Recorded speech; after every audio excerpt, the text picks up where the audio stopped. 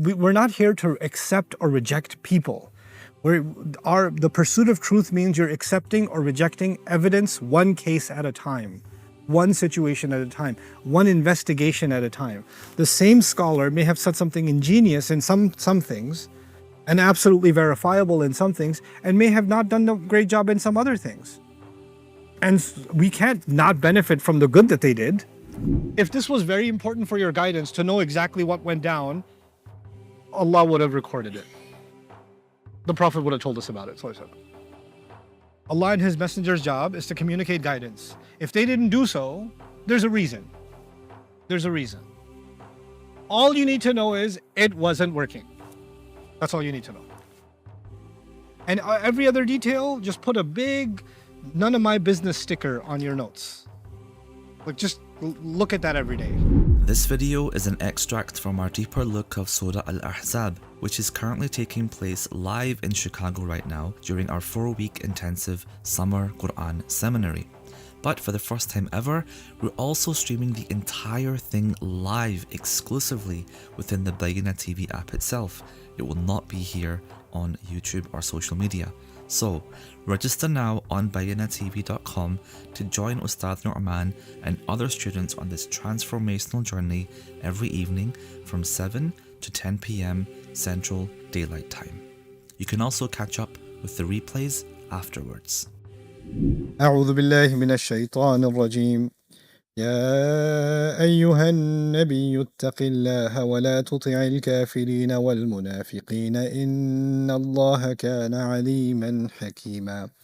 رب اشرح لي صدري ويسر لي أمري واحلل عقدة من لساني يفقهوا قولي فالحمد لله والصلاة والسلام على رسول الله وعلى آله وصحبه أجمعين أما بعد. So everyone, assalamu alaikum wa rahmatullahi ta'ala wa barakatuh. I talked to you about the historical analysis based on reliable reports. Another thing I'll say here is that this is something that you'll get exposed to over the course of the month. We believe in a religion that emphasizes the importance of verification, and it emphasizes the importance of following knowledge and not following things that are uncertain. Like, we pursue truth, we pursue certainty. That's part of the core DNA of Islam, right? We don't just believe in something because it feels good to believe in it. And we don't believe in something because our parents told us to believe in it. That's actually the Quran's criticism of other religions, that they're not based on reason and the pursuit of truth. If you were to boil down the pursuits in our religion, they just boil down to two things: the pursuit of truth and the pursuit of justice. That's it. Those are the two pursuits. And the ultimate truth is Allah in that sense too, right? So you'll find the legacies of the prophets, all the debates that are mentioned in the Quran, all their struggles that are mentioned in the Quran boil down to those two things: the pursuit of truth and the pursuit of justice. The Quran criticizes two key groups of people.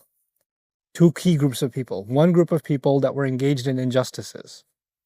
They're, unjust to the orphan, or unjust to, innocent people. They kill unjustly, they steal unjustly, they violate the rights of the weak, etc., etc. That's injustice. That's the battle against injustice. And then there are people that spread falsehood. It's a battle for truth. It's the pursuit of truth. And within that pursuit of truth, the Quran even comes after people that claim to be people of knowledge, like the rabbis, right? They had knowledge, but they were using their legitimacy, their titles, to bend the truth to what served their interests. So Allah even exposed that people that claim some sort of copyright or some kind of license to the truth can actually become corrupt also. That they can use it for whatever other means, political means and other sorts of means. Our history, Muslim history, is not immune from these problems. We don't have a glorious, cleansed, detoxed history. We have a difficult history. And there are people who made up stories about our religion, and then they popularized those stories. That happened, right? And then the problem is when we over time became passive as a civilization, we became passive Muslims. So you've heard certain stories growing up, and that's your Islam. Your Islam is based on these stories that you've heard your whole life. And then someone comes along and says, actually, that's not a real thing. That's not legit, etc. You're like, oh, this is what you think my parents, my villager, my the biggest beard uncle I know told me this story. How can it be wrong, etc., etc. We have this idea of appeal to authority. Who are you to question something when someone so much older than you or someone so much more credentialed than you didn't question it? The problem isn't truth doesn't come from an age, truth doesn't come from a person, truth comes from evidence, right? So you have to follow the evidence. You have to follow the to the source, and we apply this in every other situation except for our religion, unfortunately, right? So Muslims became far more interested in, I'm just gonna not think about something and just take it for what it is and not question it. I'm not telling you to question everything and become a skeptic. However, there are things that you don't have a choice but to challenge it, because your fitrah goes against it. The Quran goes against it. The legacy of our Prophet ﷺ goes against it. And there's going to be things like that that are sometimes even mentioned in our books. There are things that are problematic that are mentioned in our books. That's a fact. You can't get around it, you know. Not too long ago, we were studying Surah Al-Qalam. And Noon wal qalami wa ma yasturun, right? And Noon is one of the letters that is not translated. It's just Allah said Noon, right? So the Sahaba, many of them had opinions about what Noon means. And one of the suggested meanings of Noon from some of the companions of the Prophet ﷺ was that it's a giant whale in the sky, a whale in space. And on the fin of that whale, the earth is spinning, right? That's an opinion found in classical tafsir. Now, do we accept that opinion? Some people went as far in their loyalty to, well, if the Sahabi said it, they must have got it from somewhere, so there must be an invisible whale in space. And now you can find YouTube videos of Muslims who believe in whales in space, and the atheists make fun of it and all that kind of stuff. But here's what's actually going on. One, no, that's not what Noon means. Two, the Sahaba weren't necessarily telling you that's what Noon means. They were saying, I tried to find out what it means. I asked around. The only thing I came across is this story about Noon. That's all I've ever heard. But I still don't know what it means. So just because they're citing this thing about Noon doesn't mean that's what they believe. That's all they found when they asked around. Meaning they were explorers themselves. They weren't just taking something and saying, I don't know. This is telling you that the legacy of the prophets, of the Sahaba radiallahu anhum ajma'in, was actually exploration. They were thinking about the word of Allah and trying to find out what it means. Actually, that whole story about a whale and the fin, that's from Jewish tradition. And there were Jewish tribes in the area, and that story was floating around about what that Noon might mean. So what I'm saying is history is more complex than I just found it in a book.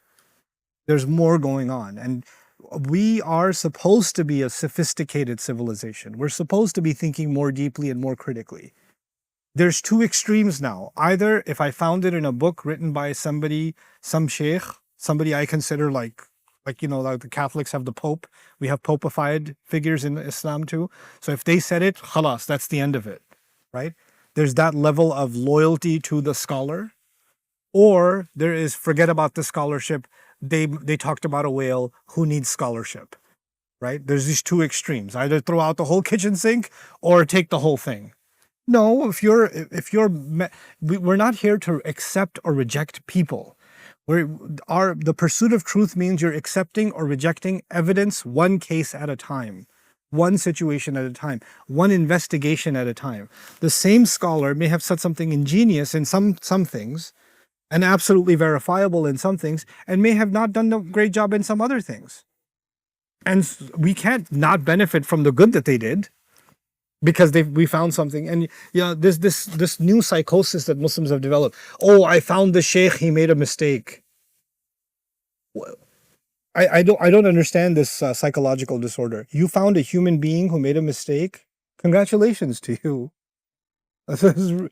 Really happy for you. Now that I found that they made a mistake, you can't listen to anything they ever say. Well, thank Allah, the person who's saying it has never made a mistake, which is why we should listen to everything they always say, right? Because they crossed the threshold for not making mistakes. They have immunity. They took a vaccine. They have a khata vaccine, right? They took that. Everybody else, they can find the mistakes of except themselves. SubhanAllah. This is what happens when we become obsessed with personalities as opposed to obsessed with the argument, with the evidence. And so what I'm saying here in the first historical analysis based on reliable reports is what I mean. We have to take a critical look at history. We have to take a critical look at the evidence that we have and how reliable it is and where does it originate from and how far back can we take it. And if it's not 100% and if 70%, we should be comfortable saying, hey, that's 70%. We can't be entirely sure. So, how does that impact our understanding of the Quran? Here's how it impacts it. The Quran is absolute. The Quran is the explicit word of Allah. It's spelled out. And then you have some reports that may not be as reliable. You cannot take the stuff that's not as reliable and use it to override the meaning of that which is qat'i. You cannot take the dhanni, the implicit, and override the explicit. You understand? And that's what often we do. We often take the words of the Quran and we take a report, and the report is not the strongest evidence, and we start imposing it onto the ayah when the ayah isn't saying that. But we're going to engage in that journey. I'm setting that stage. I'm preparing you for the stuff that's coming, right? Because that's one of the grunt works, so one of the difficult tasks we're going to have to engage in. Anyway, so the second is the development of who is an-Nabi alayhi salatu wasalam to us.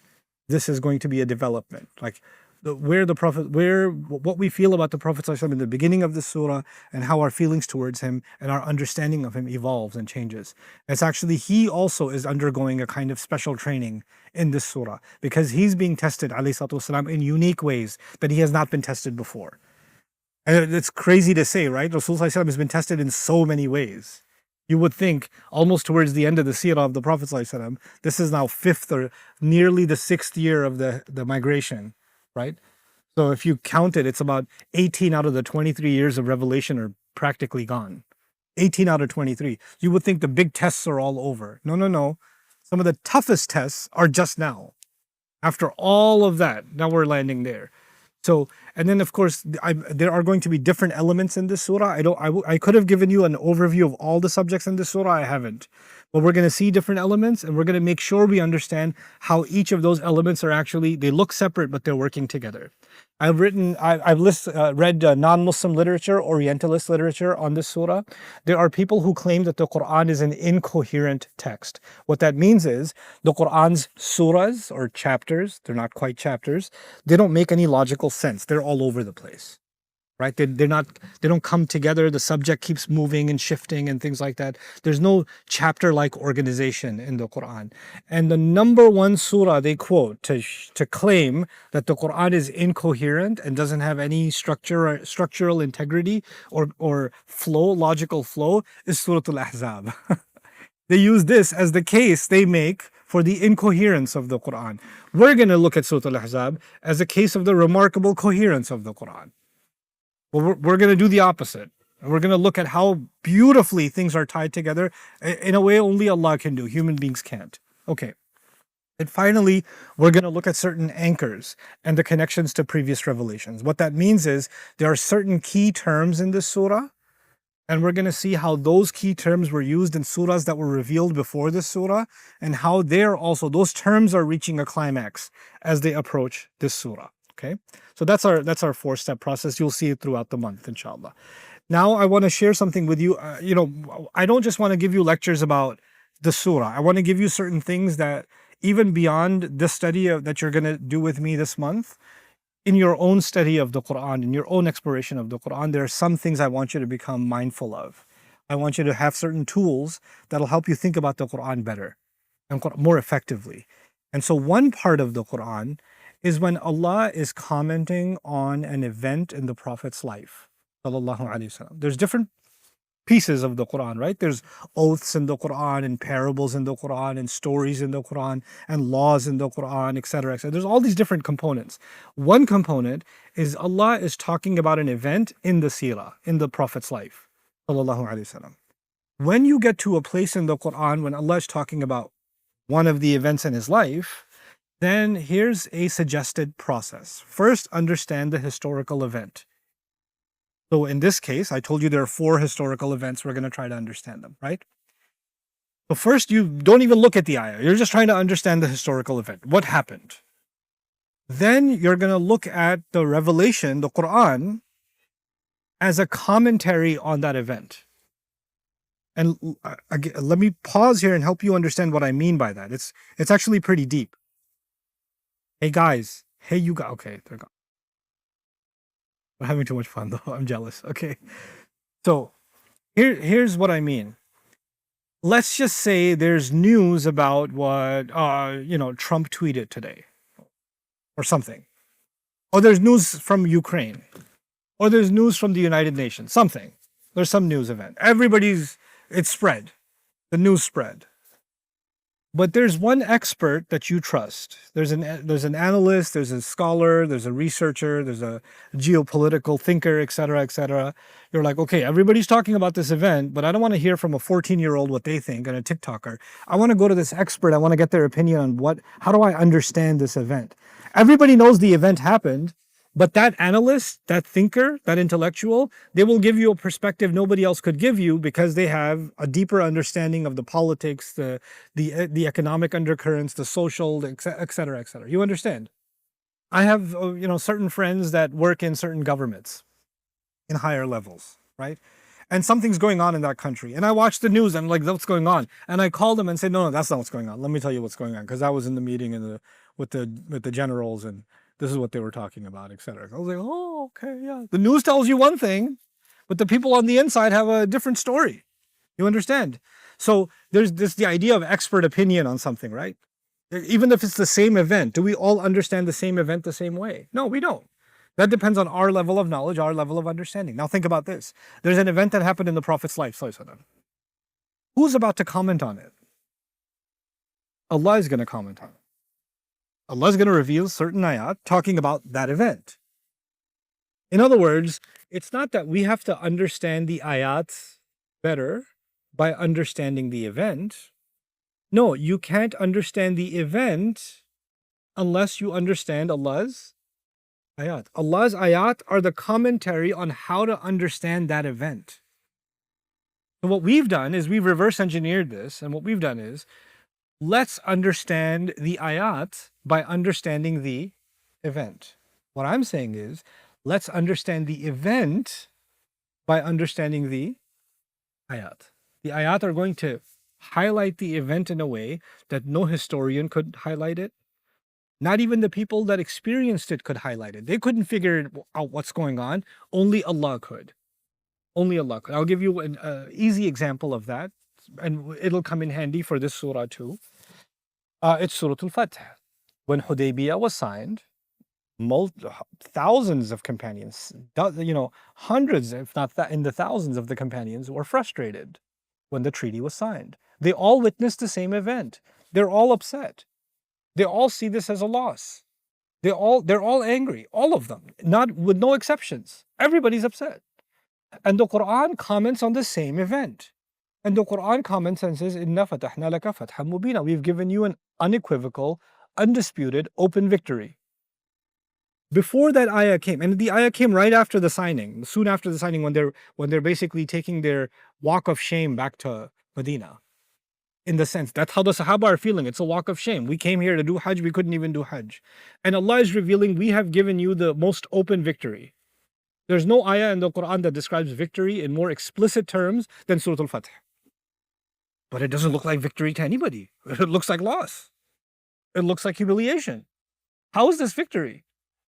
The Quran commented on something that no human being could understand the reality of, only Allah could. Now understand what Allah means when He says that the Quran is light. What is the function of light? Light helps me identify the reality of an object.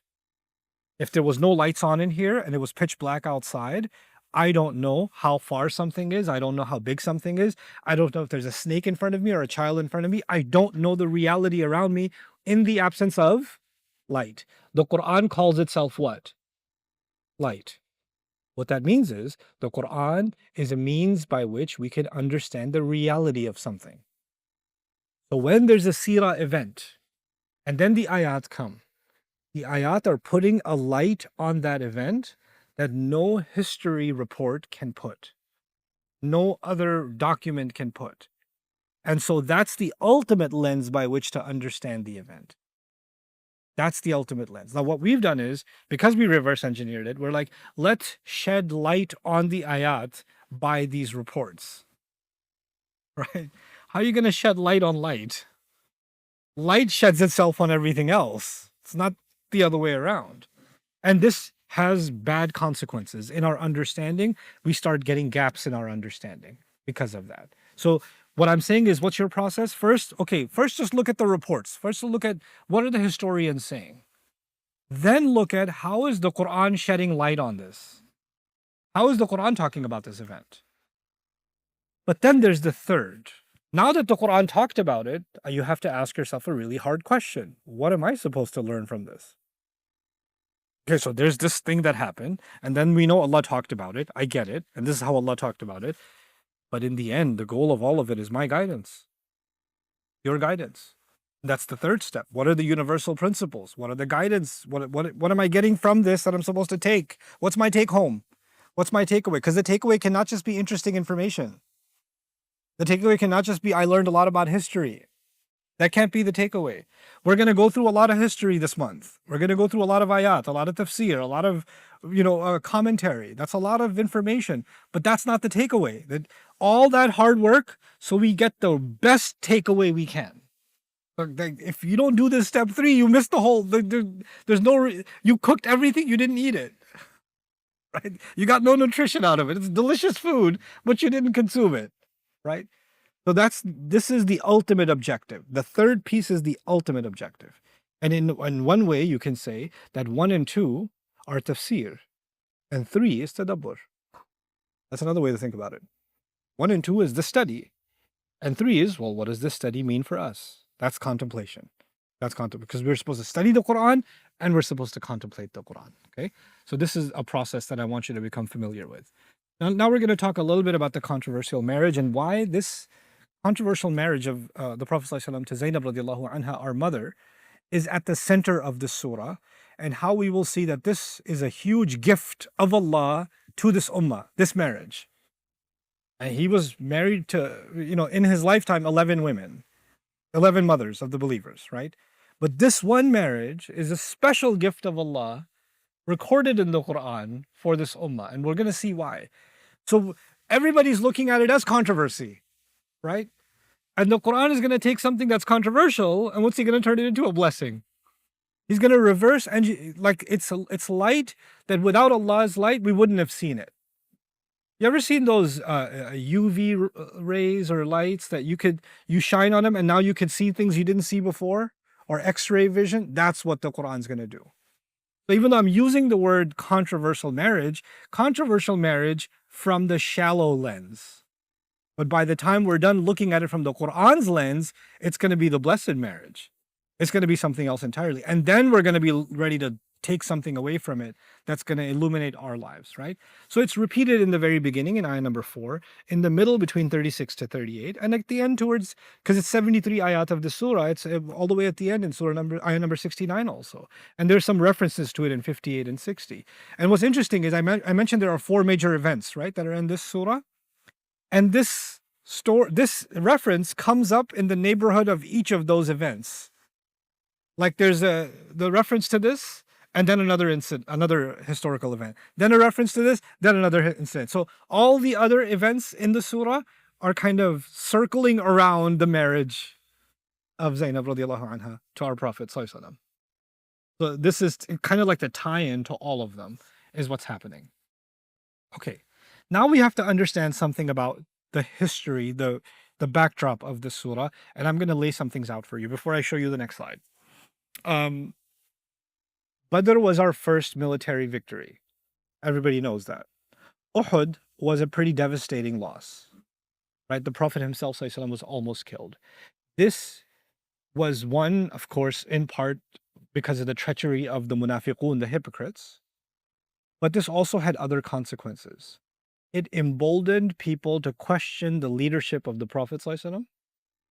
Because if he's the Prophet guaranteed victory from Allah, how could he lose? Right? How could he lose? And because we were confused by, we're following the Prophet of Allah and we lost, and the Prophet himself was almost killed. What kind of He was almost, how could he be the Prophet of Allah and he's almost killed, right? So what Allah do? Allah revealed almost 60 ayat of Surah Ali Imran, Surah number 3, to help us understand Uhud. Just to process Uhud. Uhud, the commentary on how to make sense of Uhud after it happened was given to the Prophet ﷺ in Ali Imran after the Battle of Uhud. Okay. Now, even though now that we lost, let's understand the geopolitical climate. The Quraysh got their revenge because they lost in Badr. Now they got their revenge.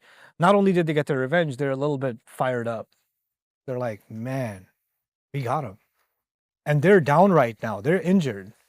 This is a good opportunity.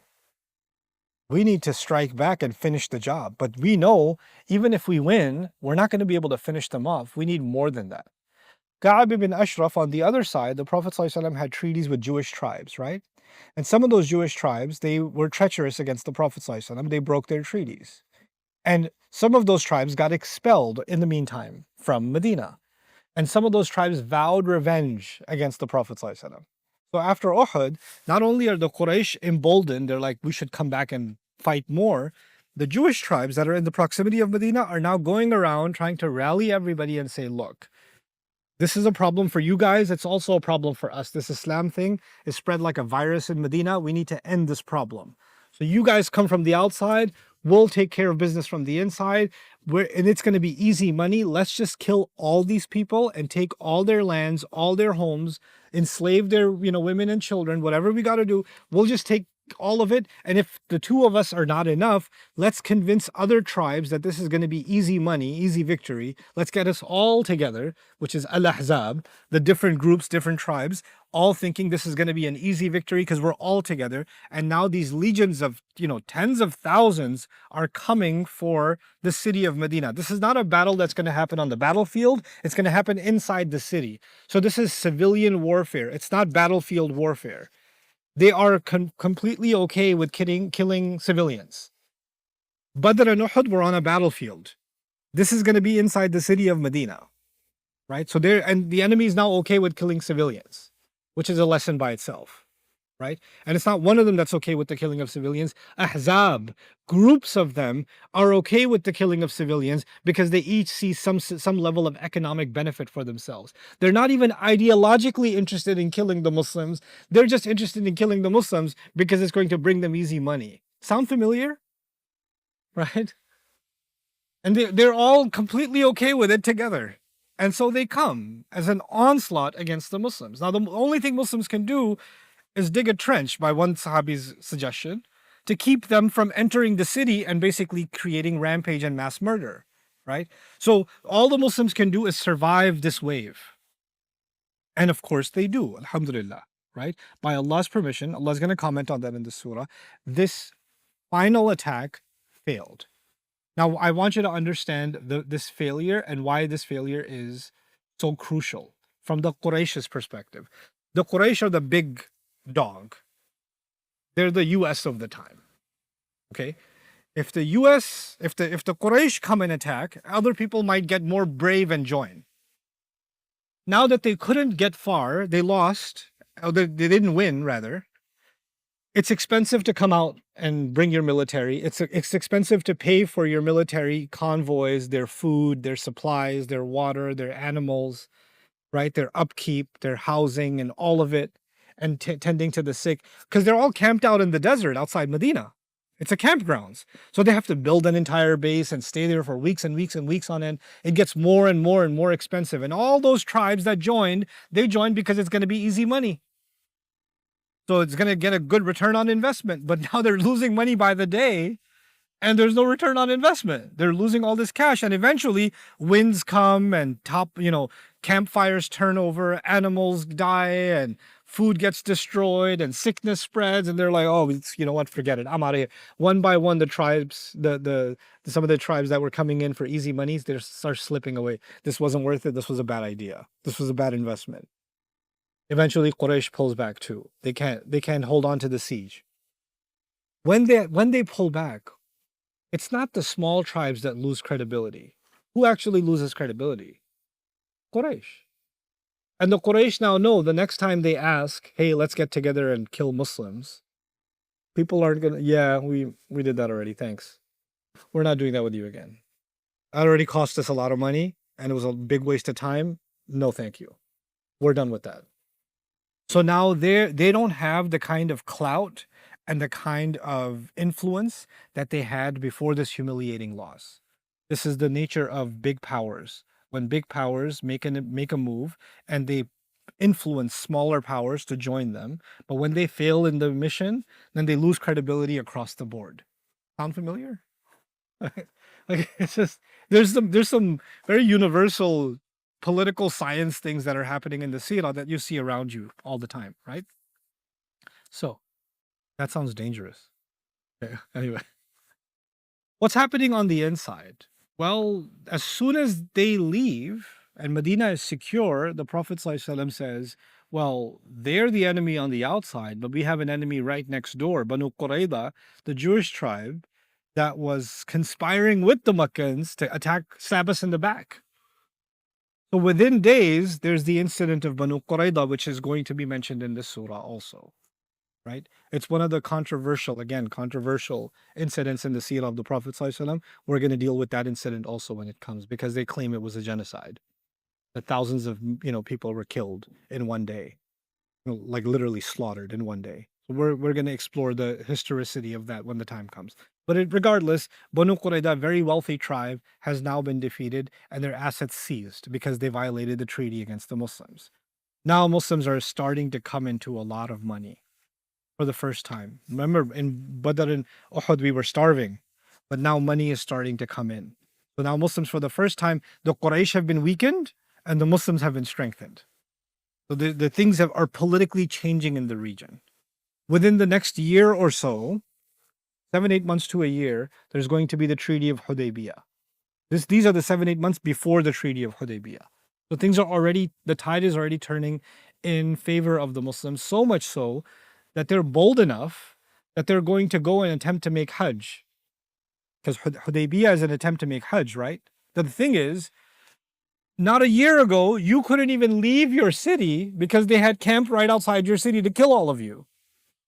But now you're not even staying in your city. You're going to the wild animals that came to kill you. You're going to them.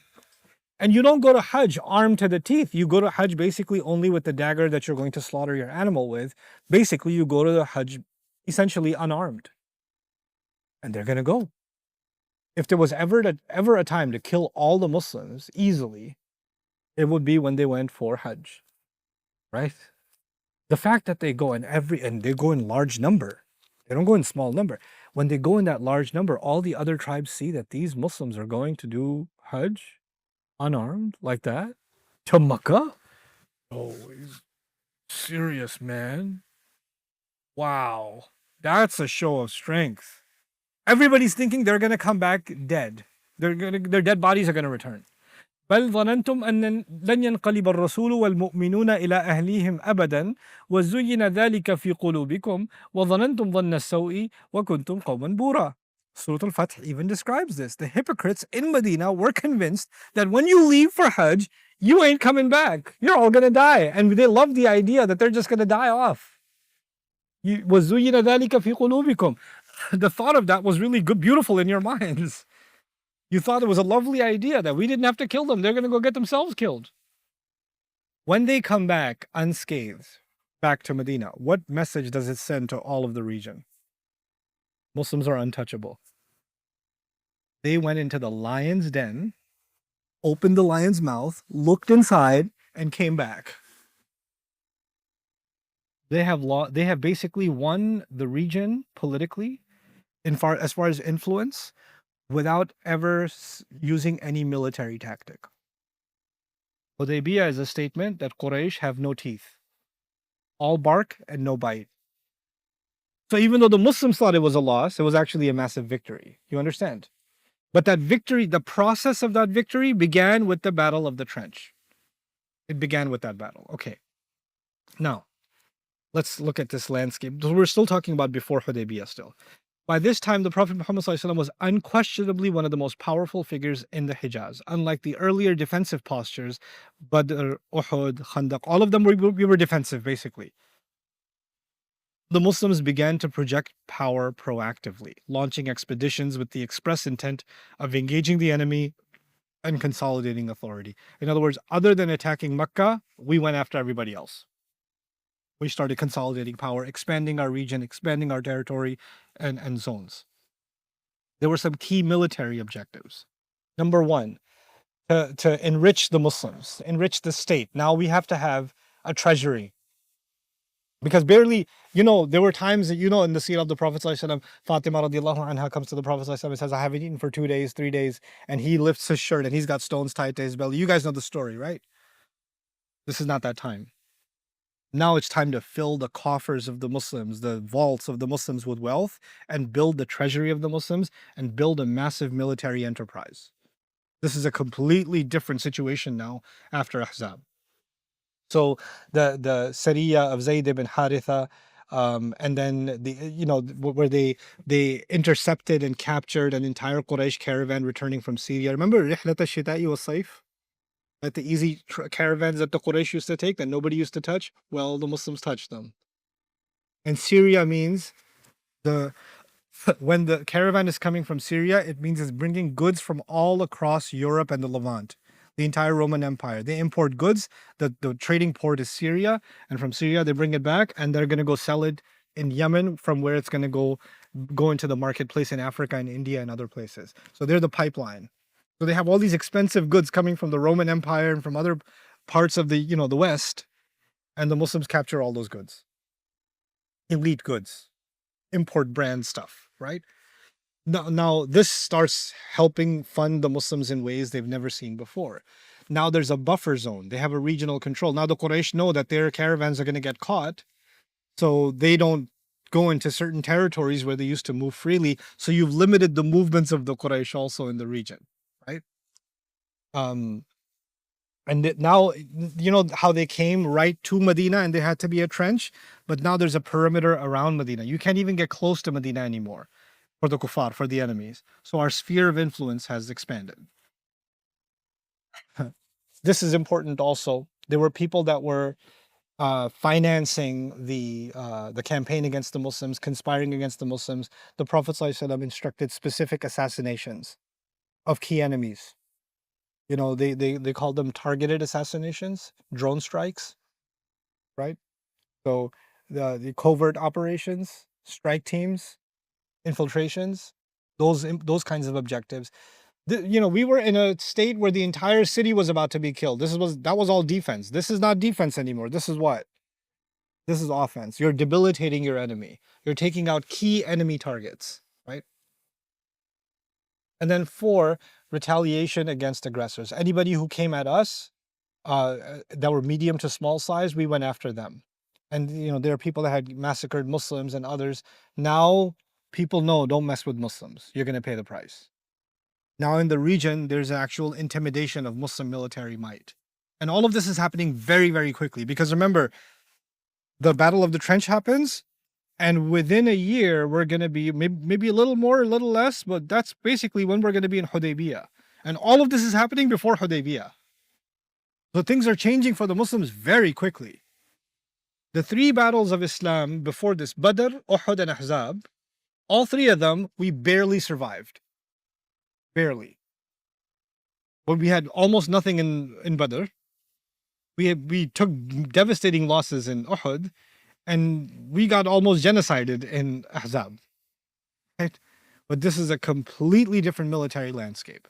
So this is one thing you need to understand about when this surah was revealed. We were already coming into a position of power. There are many surahs of the Quran where Muslims are in a position of weakness and the revelation comes. Surah Al-Ahzab is not coming when Muslims are in a position of weakness. Surah Al-Ahzab is coming, we're in a position of strength. We're in a position of strength. Okay. The Quraysh's hostility remained potent. Still, even though we were winning, they're still our enemies. The Khaybar's Jews, Banu Nadir, Banu Qaynuqa, they also started joining forces, and they still represent a threat against the Muslims. But now we are in a different stage. We used to be in a survival stage. We are now in an internal stabilization stage. And at the same time, the community is being consolidated. Revelations are coming about family life, how to be in the home, the dress code, food regulations, Hajj rituals. These revelations are starting to come that are the formulation of a community. This is not discussions about survival in a military setting. This is about the beginnings of a civilization now. It's as if the foundation has been laid. Now it's time to set up this community. And those kinds of revelations are starting to come in the Quran. Now, I'm going to skip this part for you and get to something maybe outside of my slides. I'll talk to you about something and then we'll end today, inshallah. Because the marriage thing I'll talk to you about tomorrow in detail. Okay, don't look at the slides anymore. Just look at me. Okay. So what we need to talk about now is when Muslims are coming into power, the enemy sees that the only thing we can do now is to sow some kind of doubt and confusion and discord within them. I was telling you, demoralize the Muslim. And the easy target for that was the marriage that was happening or that happened with Zainab radiallahu ta'ala anha. We're not clear about when exactly it happened. We do know it happened around Ahzab, right at Ahzab, maybe right before Ahzab or right after Ahzab. It's something there in that time that this marriage happened, right? But it's by the time the surah comes, the marriage is already done. It's already happened. And Allah is commenting on something that's already taken place. Because we know that, what it seems to suggest is that people were already talking. There was a lot of rumor. There was a lot of criticism and controversy, etc., about what just happened here. And just to understand the brief outline of the story, because you should know the basic outline of the story, the Prophet ﷺ had, I'm not going to use the word adopted, because adoption is actually different than kifalatul yatim. Adoption means you take someone and you basically erase their identity and you make them your own child, right? But sponsoring an orphan or taking care of an orphan, they retain their identity, but you take care of them. The Prophet ﷺ for a long time was taking care of Zayd, who wasn't actually originally a slave, but he was his tribe was attacked and he was lost and then he got sold into slavery. So he's not originally from a slave sort of situation.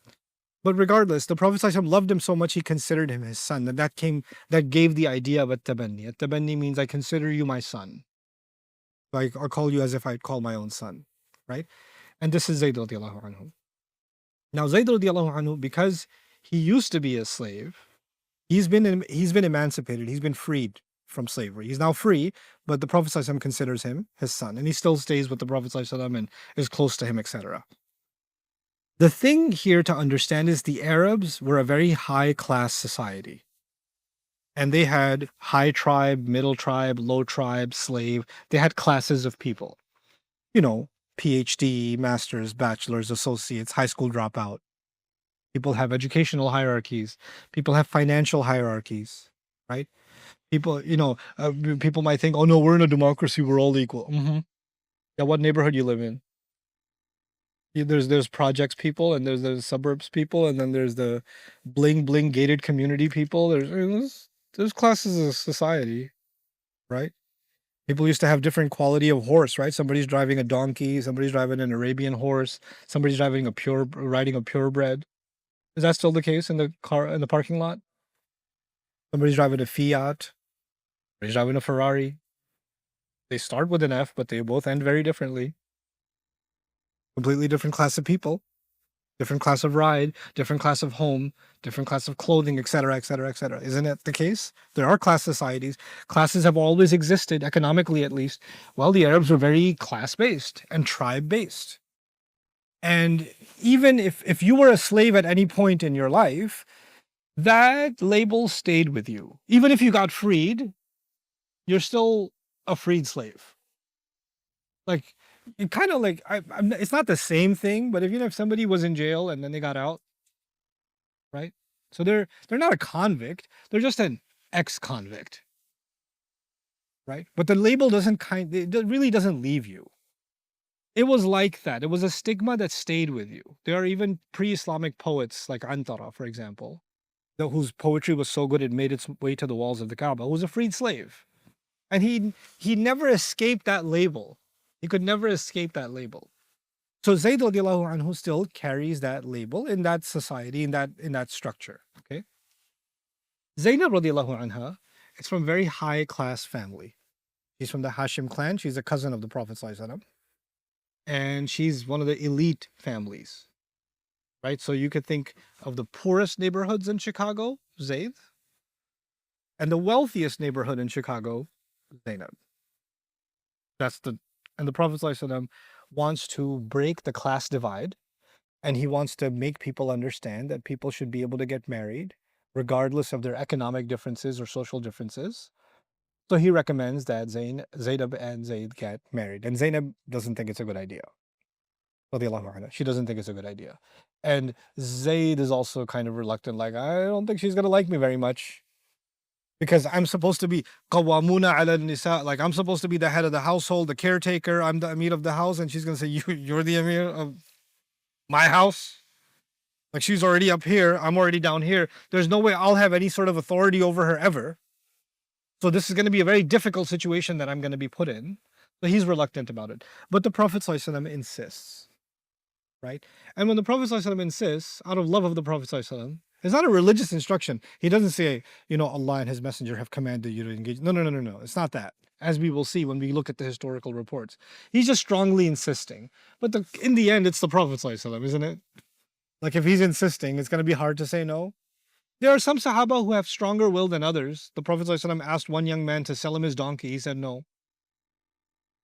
No, I'm not going to sell it to you. The Prophet is asking you to buy his donkey. No, you can't have it. Right? He wouldn't give it to him. But that's okay. Right? So, but in the case of Zayd and Zainab, they cave. They're like, okay, fine, we'll get married. So they get married. Now when they get married, it's just not working out. There's just too much of a difference between them. We don't know the inside story. The reason we don't know the inside story is because it's none of our business. That's why we don't know the story. I could tell you she was high class. He was from, slave clan. That's why she just couldn't handle his lower class status, or, she couldn't deal with living in that kind of housing. I could make all that up. It might be entertaining for you, but is that history? No. You know why? Because we don't know. You know why we don't know? Because no one knows what happens between a husband and a wife, except who? The husband and the wife. We don't know. All we know is it wasn't working out. That much we know. Why wasn't it working out? अच्छा और बताएं, कुछ तो पता होगा आपको. Do you think this is what happened? Do you think that is speculation into people's personal lives? Is that something that Islam prohibits or speaks out against? Speculation into people's personal lives? But you know what? For some reason, when it comes to the best people, the Sahaba, we're very comfortable with our speculation. Like, what must have happened? Why do you need to know what must have happened? What are you going to get? What are you going to make a chara out of that? What are you going to get out of that? If this was very important for your guidance to know exactly what went down, Allah would have recorded it. The Prophet would have told us about it. Allah and His Messenger's job is to communicate guidance. If they didn't do so, there's a reason. There's a reason. All you need to know is it wasn't working. That's all you need to know. And every other detail, just put a big none of my business sticker on your notes. Like just look at that every day. Okay? There's a nosiness that Muslims suffer from. And they bring that nosy, they're already nosy in their own personal lives. Right? There's already nosy so what are you doing here? How long are you here? Like, I mean, people get weird around me, that's okay. I'm used to it. I ran into somebody in the elevator. I was in another country. You're here? My first impulse was to say no. Like, what's he gonna do if I say no? I said, yes, I am. Oh, what are you doing here? Are you in this hotel? Now I'm getting uncomfortable. What floor are you on? How long are you here? You're gonna be here tomorrow? You come here every day? Is this where you have breakfast? Oh, okay. So, like, what are you gonna do this evening? Do I know you? Right? Just wanting to know. That's okay. People get curious. I feel like people think people that have a public profile or public access, like public property also. And so that's okay. But it's not just about celebrities. You go to somebody's house and like, oh, so tell me about your shoe size. Tell me about your fingerprints. Like, they want to get all this information out of you. And we think it's okay, even within the study of our religion. It's not. It's not. So I'll stick to the facts. The facts are the marriage wasn't working. Zayd comes to the Prophet ﷺ and says, it's not working. We're not compatible. How they're not compatible? Again, none of our business. The Prophet ﷺ now feels reluctant to tell him get divorced. Why? Because whose recommendation was it?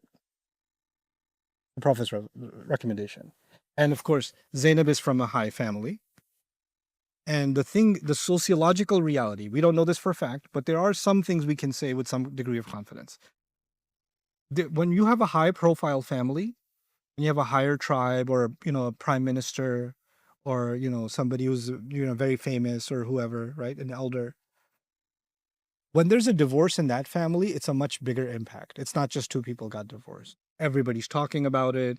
It can make its way into the news. It can make its way into the tabloids. It can affect the political situation, because they're a high tribe.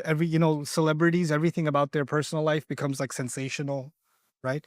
So it's not like everyday people having a relationship problem. This becomes a much bigger problem when it's high profile, right? And it's much more looked down upon. That's why, royal princes and princesses, et cetera, they get married, but they don't get divorced. And even if they do all kinds of stuff, but they don't get divorced because it's a bad look, right? So she's from a high family. And now Zayd is insisting that he wants to get divorced. This is going to be a very bad look for her and her clan and her tribe. On top of that, it's the Prophet ﷺ who recommended this marriage. So the Prophet ﷺ is telling him, don't do it yet. Don't do it. Amsik alayka zawjak. Just don't divorce her.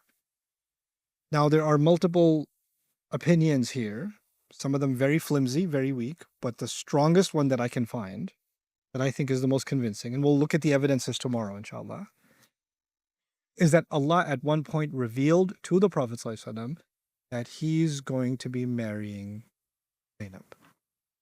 Allah revealed it to him while she was already married to Zayd. Allah revealed to him that she's going to be marrying him.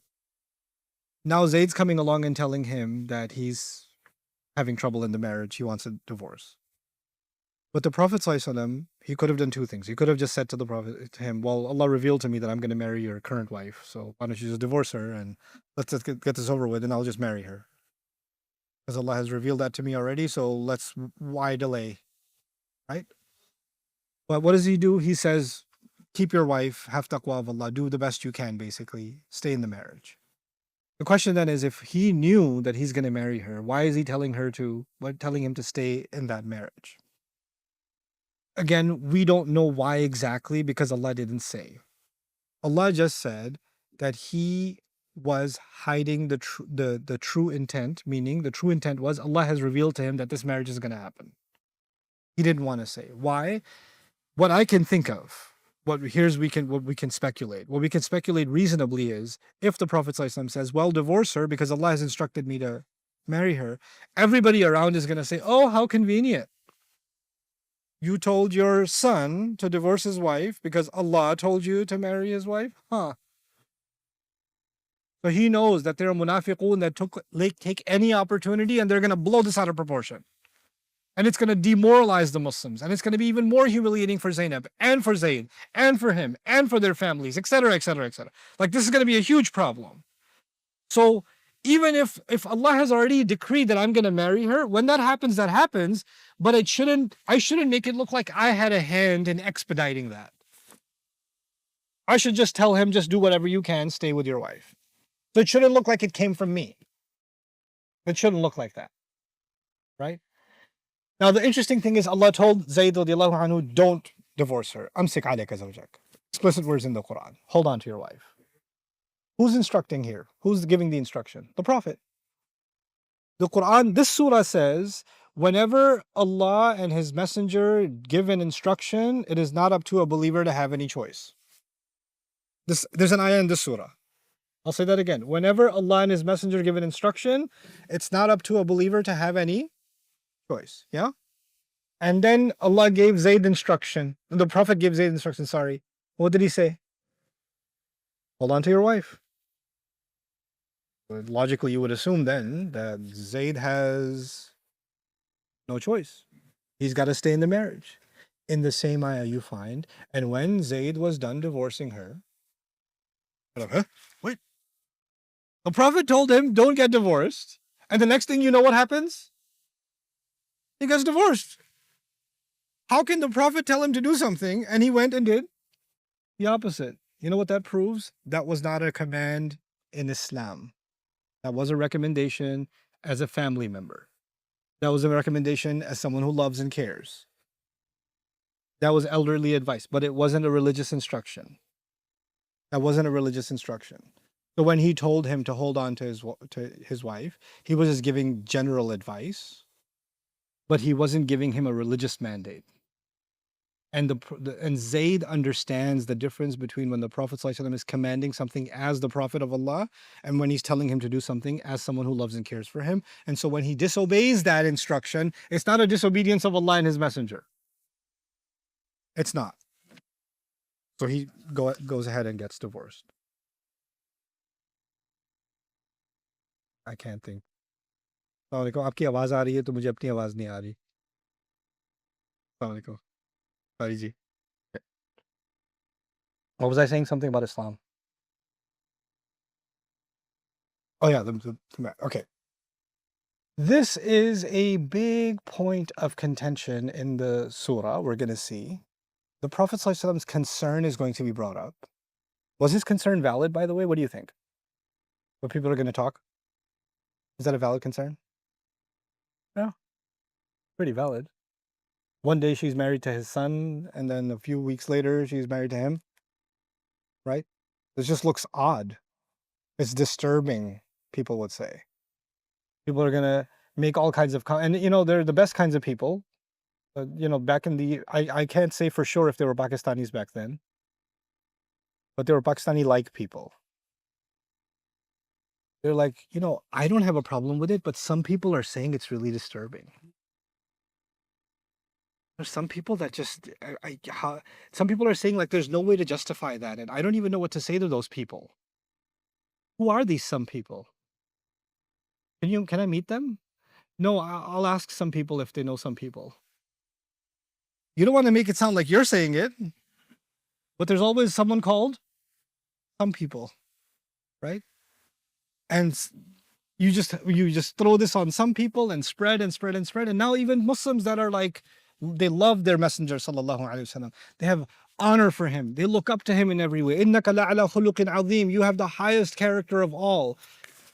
And he married his daughter-in-law? What? Is that what he did? Why did he do that? Well, you know, and the surah hasn't been revealed yet. The surah hasn't come and said, I made you do it. Because the surah is going to say that. But Allah put the Prophet ﷺ in that position without even giving him that surah first. He told him that you're going to marry her. And he goes and he does it.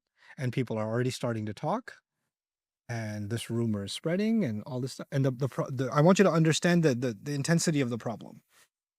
Islam comes along and says, Islam is basically the higher moral ground. The Prophet ﷺ is the height of the morality and character. And Islam is speaking out against indecency and lewdness. Islam is the alternative to these other lifestyles.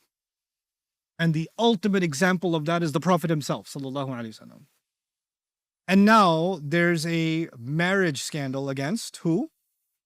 The Prophet sallallahu alaihi wasallam. And on top of that, let's make this even spicier, the Prophet sallallahu alaihi wasallam had 4 wives. He had, at the time, 4 wives. Zainab became his 5th. I'll say that again. He had 4 wives. Zainab became his 5th. Radiyallahu anha. The Quran has already been revealed that you can marry up to how many? 4 wives. That's what's been revealed. And now he just married his 5th. Oh, so he's got a different standard for himself? Well, we all get to have up to 4. By the way, there are reports about that ayah in Surah An-Nisa, that some Sahaba had more than 4 wives, and the Prophet ﷺ said, whoever you can let go of that are more than 4, you need to let go. You need to end those marriages because you cannot have more than 4 wives.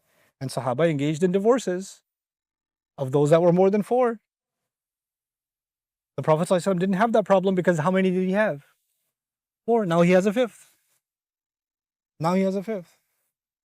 And so now people are saying, first of all, his daughter-in-law? Second of all, number 5? I thought he says you have to live by the book, and the book says you can only marry 4, and well, the rules don't apply to him. Why don't they apply to him? Some people are saying this is a little contradiction. I love those some people, right? And now this noise is getting louder and louder and louder. Yes, Muslims are politically doing really well. Money's coming in, right? But I want you to understand this from the hypocrites' vantage point. They're starting to create this noise. The innocent Muslims, they're starting to not have an answer for what they're saying. Let's think of it from the perspective of the wives of the Prophet ﷺ. Because they're his wives. Why did he do that? Why did he marry Zainab? They're having a thought. And then on top of that, not only did he marry Zainab, radiallahu anha, on top of that, a lot of money has come in, right? But you know the only family whose budget didn't change? The Prophet ﷺ. They're still living the same standard. Everybody else is doing better. Except who? The Prophet ﷺ. And the wives are like, so our lives are no better, and now there's even another mouth to feed? And another wife of the Prophet ﷺ? So there could be an attack on their minds. The Prophet ﷺ has his own anxiety. I'm supposed to lead these people, and they follow me through anything. And if they start questioning my integrity, how are they going to follow me? And I'm not bringing this up. I'm not saying anything about it. But they're already talking. So there's the Prophet's perspective, the vantage point. There's the Ummahatul Mu'mineen's vantage point. There's the believers' vantage point. There's the Munafiqun's vantage point. And of course, the Yahud are loving it. They're absolutely loving it. Like this is exactly what we wanted. We wanted him to be brought down to a level where they no longer look up to him. They put him, he's taken down from his pedestal in the eyes of the Muslims. In that entire climate, we're going to see how Allah is going to comment on this entire experience. What Allah is going to address. And what's amazing to me, we're going to get into this tomorrow, but what's amazing to me about this surah, the opening of this surah, is Allah did not concern himself with what the Muslims think. Allah did not concern himself with what the kuffar are saying. Allah did not concern himself with the munafiqun. Allah did not concern himself with the mothers of the believers. He's concerned with none of them. His only concern at the very top of the surah is, Ya ayyuhan nabi ittaqillah. Prophet, whose status is high and elevated. Remember I told you his status is high and elevated? The one who receives news that nobody else receives. What news did he receive? Marry Zainab. And whenever he follows what Allah has given him, his status is lowered or higher. So the fact that he married Zainab, does it lower his status or elevate his status? It elevates his status. But why was he reluctant to tell Zayd to not get a divorce? He's reluctant because he thinks people are going to bring down his status and they're going to say bad things about him and it's going to hurt the mission. And the Prophet ﷺ is being told, you need to stop thinking about what people are going to say completely. You need to only be you need to be only cautious and fearful of Allah and Allah alone. Ya ayyuhan nabi ittaqillah is like saying, Prophet, stop caring about everyone else. Don't even entertain the thought of what somebody else will think. Let it all go. Let it all go completely. None of it matters.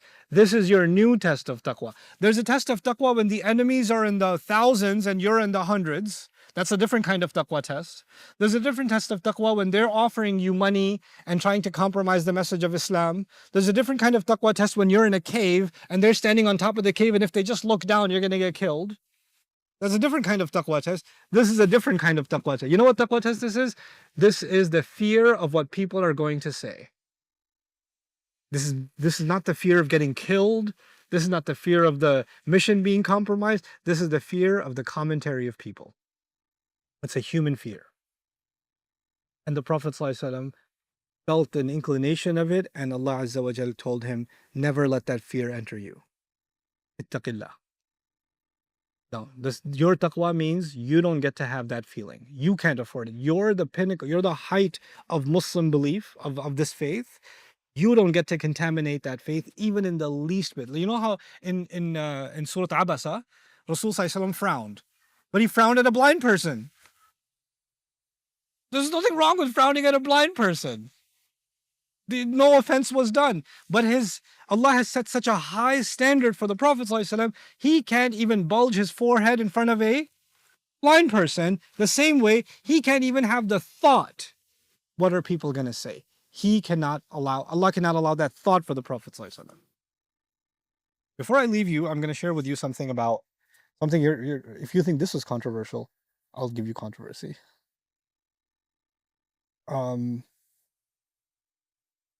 In Christianity, the role model is Jesus. Never got married. Second role model is John the Baptist.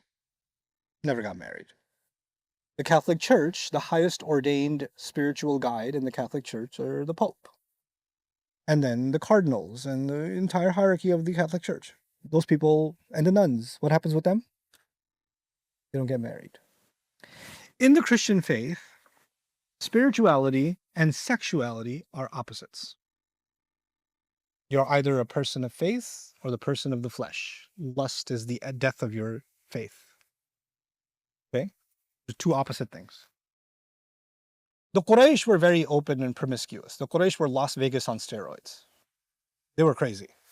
The Medina was a bad place. Medina was a very astaghfirullah place, if you don't know. Medina had brothels and prostitutes and all kinds of crazy stuff. It was a crazy place. Makkah was like that. It was not a conservative society, by no stretch of the imagination. Alcohol, gambling, free, sexual relations, completely open, super liberal.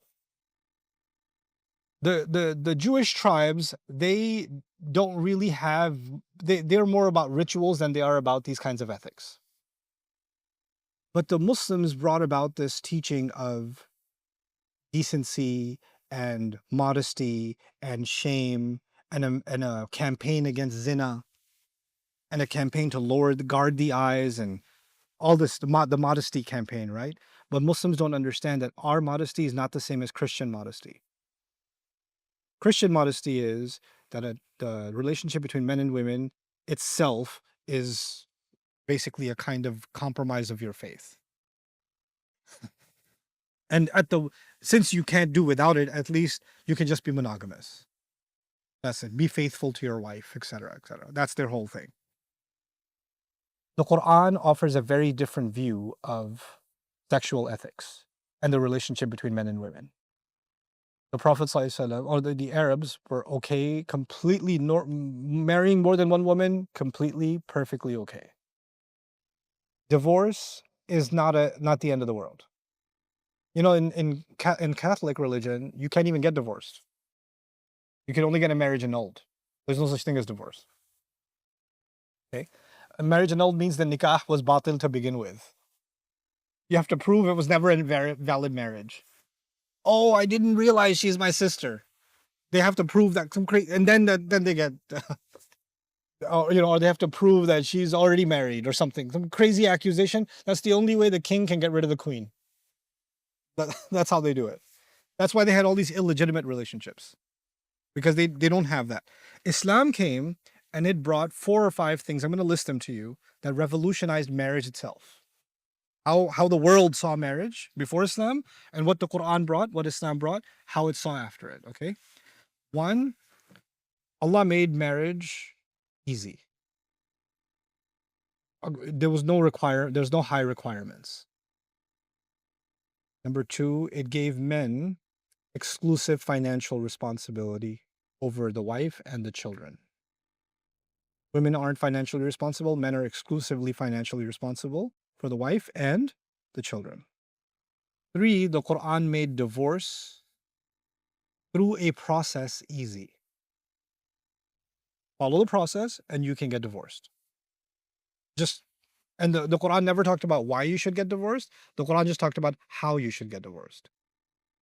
So the divorce, by the way, was either it was too, there wasn't even a process and you could just throw someone out, or you can never get divorced. It's the worst thing ever. What 3 things did I list so far? What was made easy?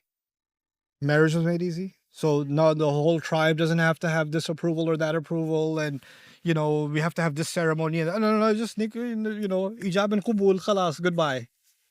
You get married at Dunkin' Donuts in Islam. It's still valid.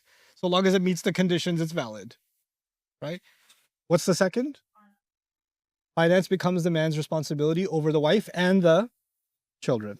3, divorce with a process. It was given a process and it was made easy. It was given a process and it was made easy. 4, remarriage was made easy. Remarriage was made easy. Because in the previous world, in higher society, when a woman is divorced, she is forever what?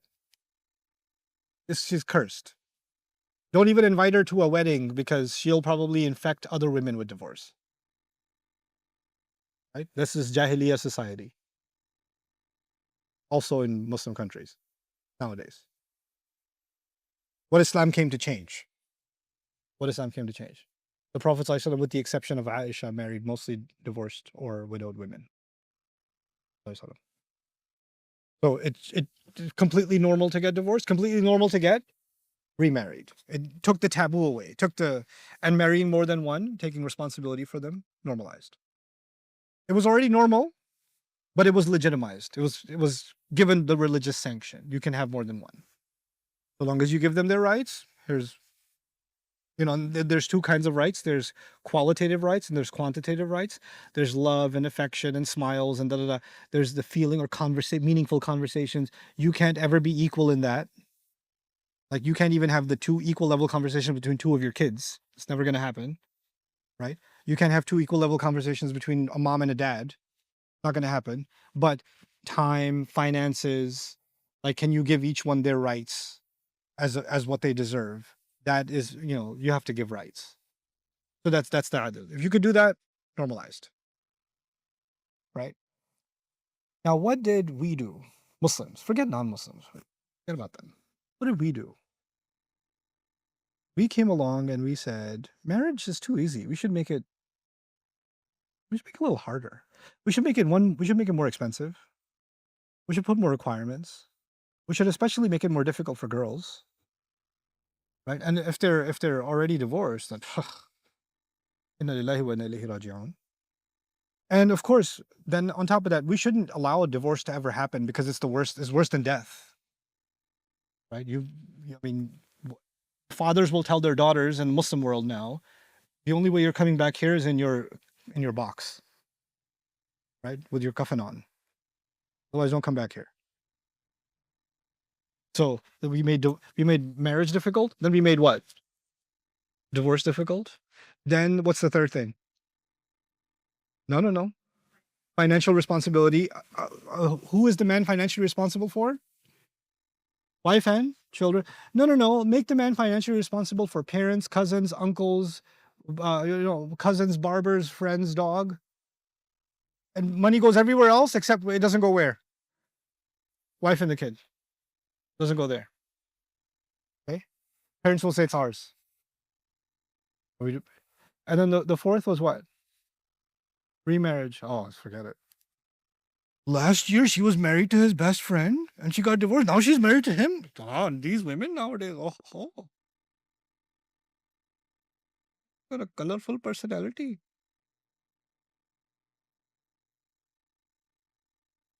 The Prophet ﷺ was put in the most controversial situation, someone who's allegedly his own son, and he's marrying his alleged daughter-in-law, right? Why?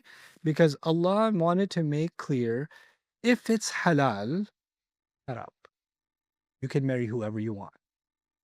There is no she was married to the older brother and then he died and she married the younger brother. She did this and he did this. No, no. Or she's so young, he's so old. Or he's so young, she's so. No. Are they adults? Is it halal? That's it. Goodbye. Goodbye. There's no tongues, there's no mouth running. The Prophet ﷺ was put in the front line of people making comments. Front line. He had to hear the comments from all of society about this marriage. Why? Because Allah wanted him to be just like he has to be in the front of the battlefield, right? He's in the front of this battlefield, taking all the arrows of people's mouths so that he breaks something. If he can take it, anybody can take it. If it's halal, it's not a problem. If it's halal, it's not a problem. If Allah made the fifth one halal for him, and he didn't make that halal for anybody else, then he's going to do it because Allah made it halal for him. I don't care what anybody else says. If you live in a society where a second wife is haram for you, and a third wife is haram for you, the fourth, forget even the thought of a second wife is haram for you, right? Then let everybody be angry. It's okay. If you're not doing anything wrong, if you're not violating anybody's rights, and this is between a husband and a wife. I'm not encouraging you guys to go jump off a cliff. But what I am saying is, if Allah made something halal, then it doesn't matter what people say. I'm going to leave you with this. There are two battles. One battle in Islam is to fight against the haram. Please understand this clearly. One battle in Islam is to fight against the haram. The other battle in Islam is to stand up for what is halal. You have to stand up for what is halal because corrupt society will make haram easy and corrupt society will look down on halal. They'll make comments about the halal. And you have to stand up for the halal and take the hits for the sake of the halal. And the first one who took those hits was Rasulullah sallallahu alaihi wasallam. This marriage represents the breaking of all the taboos people create that have no basis in this deen. If Allah has no problem with it, then nobody can run their mouth. ذَلِكُمْ قَوْلُكُمْ بِأَفْوَاهِكُمْ وَاللَّهُ يَقُولُ الْحَقِّ وَهُوَ يَهْدِي السَّبِيلَ. That's what this marriage actually represents. That's what the wisdom of this marriage is. And we're going to dive deep into the incident and what we can pick out from it. But the most important thing you need to take from it is how the Quran challenged social ignorance. What are people going to say? People are going to talk. And by the way, who are those people? Do you know who they are? No one knows. But everyone's afraid of them. You know who they are? You. And you, and you, and you. And everybody's afraid of everybody else's mouth. And you know what? That's when you're afraid of people's mouths, that's when you can only have one fear in your heart. Either you have the fear of Allah in your heart, or you have the fear of the people's mouths in your heart. Allah did not give you how many hearts? 2 hearts. You can have one heart for the people's fear, one heart for Allah's fear. مَا جَعَلَ اللَّهُ لِرَجُلٍ مِّن قَلْبَيْنِ فِي جَوْفِهِ. Allah did not put 2 hearts inside of any man. Eesh. And the first of that, the frontier of that battle is fought by the Prophet himself. That's why he's told, Ya ayyuhan nabi ittaqillah. This will not reduce your status. It only elevates your status. You're liberating society from the chains that bind them down. وَيَضَعُ عَنْهُمْ إِصْرَهُمْ وَالْأَغْلَالَ الَّتِي كَانَتْ عَلَيْهِمْ. Syrian refugees, flood refugees, Rohingya refugees, earthquake refugees, right? And you have refugees in, let's say, America, it's illegal to even have more than one wife or whatever. But imagine refugee communities, right? And all their husbands have died in war zones, etc. And they have children. And there are men that are capable and want to marry more than one, but it's been made haram for them culturally. What's going to happen to those women? Nobody will fulfill their right. Those children will not have a father figure. Nobody will take care of them. Crime will increase. Losing the faith will increase. Corruption will increase in society. Desperation will increase in society. All why? Because we didn't stand up for something halal. By the way, every time you close one door to halal, any door to halal, every time you close it, what opens? doors to haram open. Guaranteed, guaranteed. Every time you close a door to any halal, it will open multiple doors to other harams. Then you only get to blame yourself for closing the door to the halal. That's the reality of it. Rasul Sallallahu Alaihi Wasallam is being told marriage in Islam is beautiful. It's fluid, it's open, it's in a sense very liberal. You can marry whoever, there's no class restriction. If it doesn't work out, that's okay. There's no till death do us part. That's okay. So long as we can be good to each other, so long as we can hold up the taqwa of Allah, I can be a good husband to you, you can be a good wife to me, we should stay together. If we're not able to do that anymore, what's my mother going to say? What's my father going to say? What's my uncle going to say? What's going to happen to the kids? What's going to happen to... Hold on a second. What's going to happen to the kids? Who's more concerned about the kids? You or Allah? Like, Allah is not concerned about the kids? We'll talk about that too. How does Allah protect kids in a divorce? We have to talk about that too. It'll come. It'll come. Because Allah never allows something that creates fitna. Allah only yuhillu lahum at-tayyibat. Allah only makes things halal that are good and pure. وَيُحَرِّمُ عَلَيْهِمُ الْخَبَائِثِ. He only makes things haram that are filthy inherently. So when you close a door to halal, you are opening the door to filth. You're creating filth in society. It's our lack of understanding of the halal that we run away from it so quickly, and we create a new set of rules, boxes, that society creates for us. Now Muslims live in more boxes made by people than ever made by Allah. We live in cage societies. We live in cage societies. That's the truth of it. And Allah is going to call those cultural standards what they are, running your mouth. That's all it is. ذَلِكُمْ قَوْلُكُمْ بِأَفْوَاهِكُمْ. These are just words that just come out of your mouths. That's all they are. Literally, that's what he says in his